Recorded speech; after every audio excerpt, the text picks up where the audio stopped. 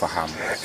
Baada ya kustaafu, ambapo nilikuwa nimejiandaa kustaafu nikiwa kama katibu mkuu wa dayosisi ya KKKT Dayosisi Mashariki ya Ziwa Victoria, nilijipanga na kuweka mpango kwanza kupata eneo la kutosha kama mnavyoliona,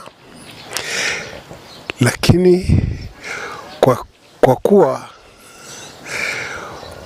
kustaafu maanake unaachana na ofisi na shikamoo nyingi na heshima na nini, lakini sasa unapostaafu ujue unarudi kwenye misingi ile ulikolelewa. Kama mzazi alikuwa mkulima, basi ujue njia rahisi kwako kufanya sio tena vile vyeti, au unatumia taaluma ambayo itakusaidia kuongeza siku za kuishi.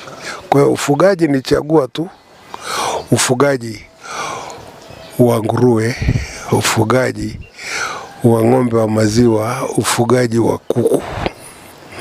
Hata mbwa wanafuatana na ufugaji wa kuku na njiwa na nini, vilindani. Kwa ndiye na kilimo cha bustani, kwa sababu ukifuga, maslahi zaidi hayo ni ile mbolea unayopata inakuzalishia mboga ambazo hazina sumusumu, yani organic gardening.